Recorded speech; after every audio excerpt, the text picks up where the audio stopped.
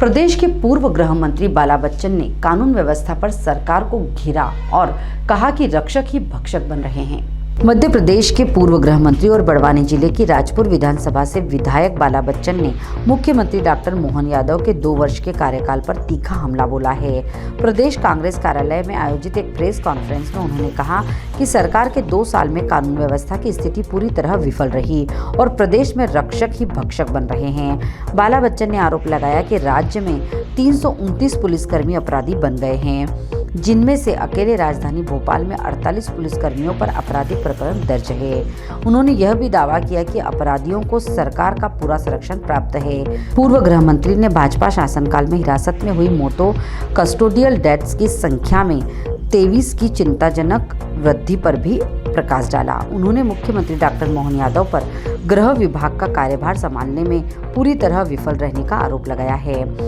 बच्चन के अनुसार मुख्यमंत्री द्वारा गृह विभाग संभालना राज्य के लिए प्रशासनिक लापरवाही और अराजकता का कारण बन गया है। उन्होंने कहा कि सरकार का विकास और सेवा का दावा केवल प्रेस विज्ञप्ति प्रबंधन तक ही सीमित है।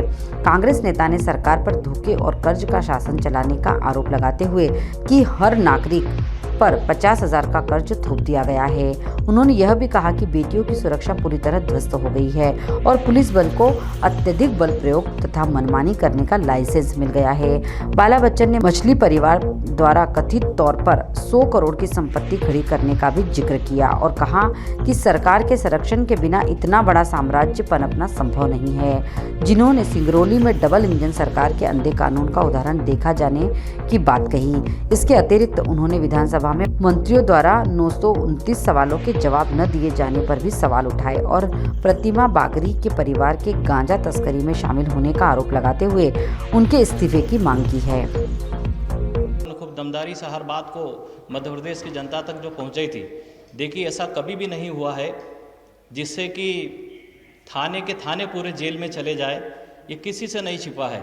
तो पूरी तरह से लॉ एंड ऑर्डर की स्थिति चरमरा गई है मध्य प्रदेश में और कोई भी सुरक्षित नहीं है, जिसके लिए सरकार ने मध्य प्रदेश की जनता की सुरक्षा के लिए उनकी हिफाजत की और उनकी रक्षा के लिए जो शपथ और ओथ ली थी, उसमें पूरी तरह से जो मुख्यमंत्री जी के खुद के पास जो गृह मंत्रालय है वो विफल हो गए हैं और पूरी तरह से जो लॉ एंड ऑर्डर की स्थिति मैं समझता हूँ कि खराब और जो जितनी बदहाल हो सकती थी वो हो गई है। वो कुछ भी छिपा हुआ नहीं, मैं आप लोगों को बताना चाहता हूँ।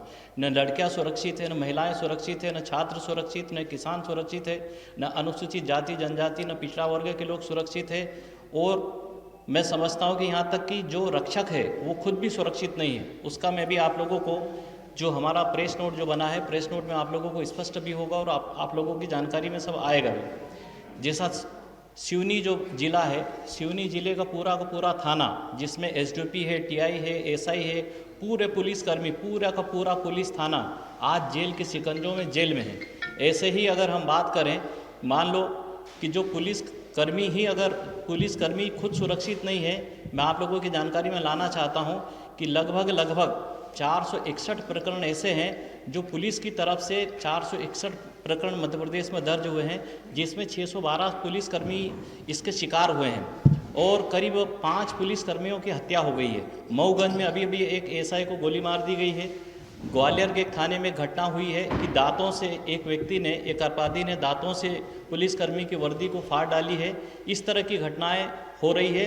दूसरा, मैं आप लोगों को बताना चाहता हूं कि रक्षक ही भक्षक बनते जा रहे हैं। ऐसे लगभग 329 ये मेरे ही प्रश्नों के जवाब में कांग्रेस पार्टी के विधायक साथियों ने अभी जो विधानसभा का सत्र जो चला था इसमें और विगत सत्रों में जो मुद्दे जो उठाए थे, ये मध्य प्रदेश सरकार की जो जानकारी है, जो हम लोगों ने जो मुद्दे जो उठाए थे, प्रश्न जो लगाए थे, उनके प्रश्नों के जवाब को मैं आप लोगों के साथ में शेयर कर रहा हूँ। इसलिए जितनी बात और जितनी मुद्दे जो मैं आपको बताना चाह रहा हूँ वो सारे एथेंटिक है, कॉन्क्रीट है और आप इसकी सत्यता को कहीं से भी परख सकते हैं और इसको आप जांच सकते हैं।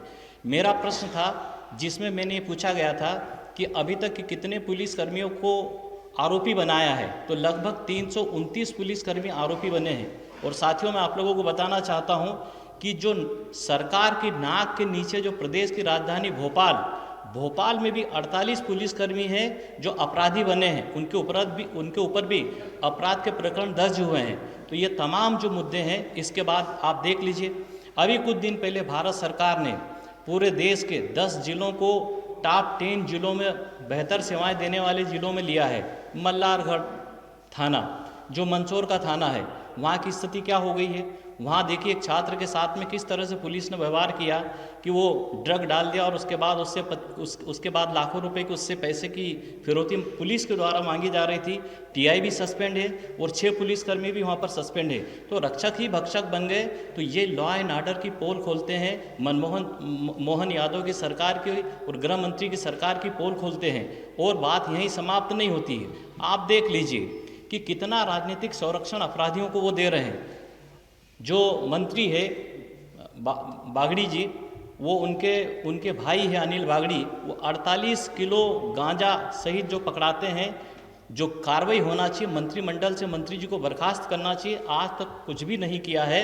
उसके बाद भोपाल में कितना बड़ा जो ड्रग तस्कर था, यह सब सरकार की नाक के नीचे की चीज़ें हम बता रहे हैं। तो दूर दराज में पुलिस क्या कार्रवाई करती होगी और कैसी सेवाएं जो लॉ एंड ऑर्डर से संबंधित जो चल रही है, ये इसकी पोल खोलती है। एमडी ड्रग तस्कर जो मछली परिवार, जिसने कितना बड़ा अवैध कारोबार, अवैध साम्राज्य खड़ा कर लिया, उसके बाद भी जब कांग्रेस मुद्दों को उठाती है और बोलती है तब जाकर कार्रवाई करती है।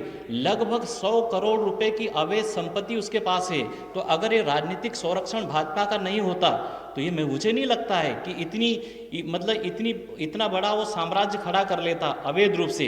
ये तमाम जो मुद्दे हैं। दूसरा मैं आप लोगों को बताना चाहता हूँ कि बड़वानी से आदित्य शर्मा की रिपोर्ट।